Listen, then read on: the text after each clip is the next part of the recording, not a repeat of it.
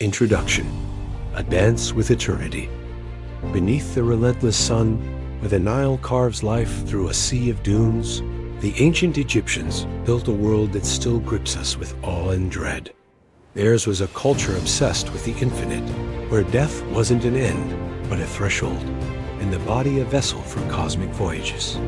Picture this: a priest, cloaked in linen, chants over a corpse as incense swirls, the air thick with the scent of myrrh and mortality. What we call gruesome, they deemed sacred. In this exclusive journey, we peel back the gilded mask of Egypt's past to reveal 15 customs so bizarre, so visceral, they'll haunt your dreams and perhaps awaken your curiosity about what lies beyond. The alchemists of decay, masters of mummification. Forget the dry museum exhibits. Mummification was a symphony of science and sorcery, a 70-day ritual to defy rot and secure immortality. The embalmers, part surgeons, part priests, wielded their tools with a reverence bordering on obsession. They'd pierce the skull to scoop out the brain deemed a useless lump through the nostrils, preserving only what mattered: the heart, seat of the soul.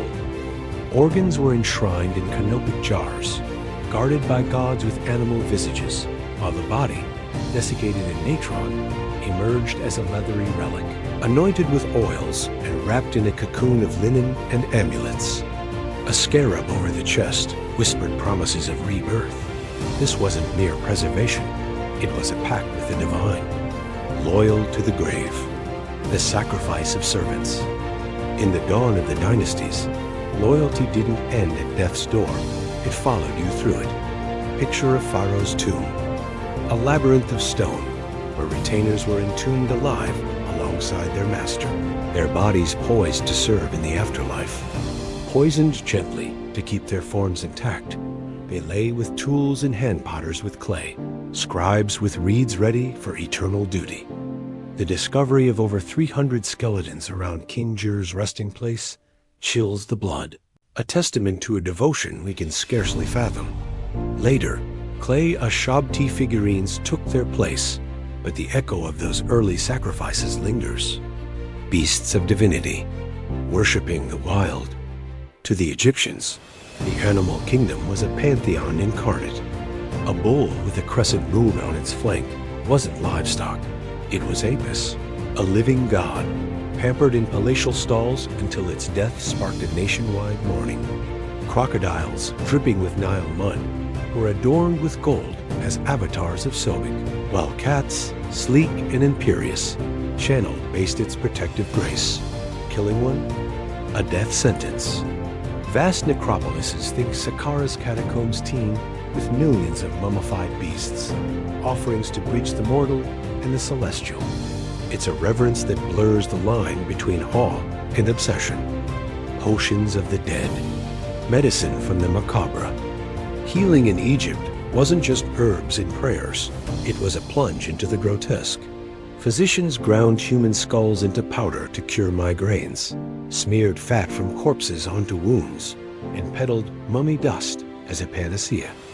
The Ebers Papyrus, a medical grimoire, details these recipes with clinical precision.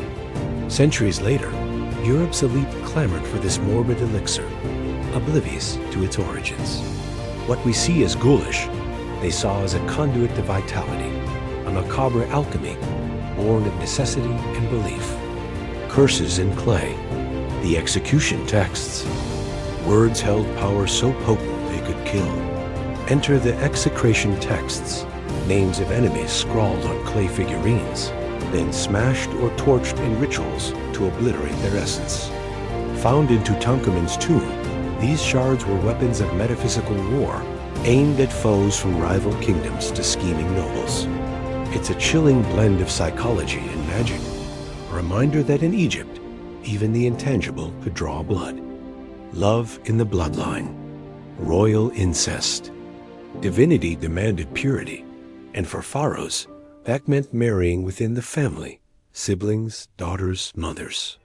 Cleopatra herself wed her brothers, echoing the mythic union of Isis and Osiris. These unions, riddled with genetic peril, ensured the throne remained a sacred fortress, untouchable by outsiders. To us, it's a taboo nightmare. To them, a celestial mandate etched in flesh. Feast of the gods. Cannibalistic echoes. The pyramid texts of Unas sing of a pharaoh devouring deities to steal their power. A cannibal hymn that raises a tantalizing question: ritual or reality? Scattered bones hint at rare, desperate acts, but scholars lean toward metaphor. Still, the imagery tearing into divine flesh to ascend pulses with a raw, unsettling hunger, a glimpse into a mind unbound by our moral chains. Dream weavers, portals to prophecy. Snooze in Egypt, and you might wake to a divine dispatch. Dreams were oracles, decoded in texts like the Chester Beatty Papyrus. Soaring aloft meant fortune. A falling star, doom. Priests interpreted these visions to steer battles and bless births, while omens like a falcon's cry heralded Horus's will. It's a world where sleep was a gateway, and the subconscious a battlefield of fate. Talismans of power, amulets everywhere. No Egyptian stepped into life or death unarmed. Ankh crosses promised vitality, scarabs rolled forth renewal, and the eye of Horus warded off evil. Crafted with whispered spells, these charms dangled from necks and nestled in mummy wrappings, a lattice of protection against a hostile cosmos. They weren't trinkets. They were lifelines to the infinite, maps to immortality, the Death Scrolls. The Book of the Dead wasn't a book, but a survival guide spells to navigate the underworld's perils and face Osiris's judgment. Spell 125. The weighing of the heart against Maat's feather decided your fate, paradise or oblivion. These texts, etched on coffins and tomb walls, were a passport to eternity, as vital as breath itself. Ancestors unforgotten, feeding the past. The dead didn't fade, they lingered, sustained by the living. Families left bread and beer at graves, whispering prayers to keep spirits content. Tombs doubled as memory theaters, their walls alive with scenes of the departed's earthly joys. It's a bond that defies time, a pact between generations sealed in offerings and stone.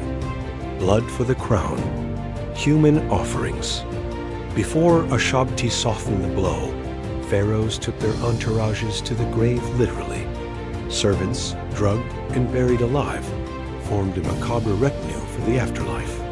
This brutal rite faded, but its shadow looms over Egypt's early kings, a stark tribute to power's cost.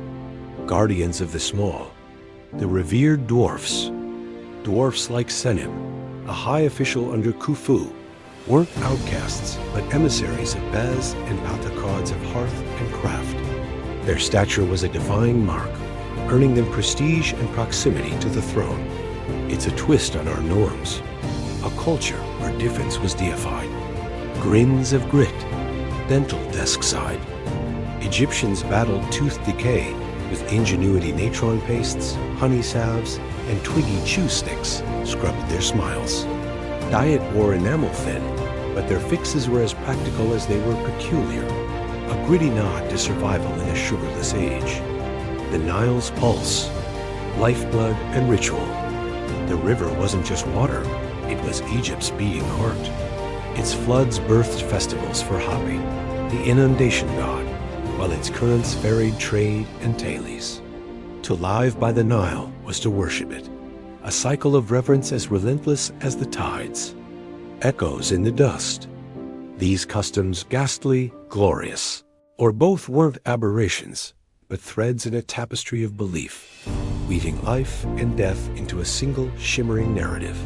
The Egyptians didn't fear the end. They courted it, shaped it, owned it. As we sift through their relics, we're not just uncovering history, we're peering into a mirror of humanity's deepest yearnings. Which of these rites stirs you most? Tell us, and let's unravel more shadows of the ancients together.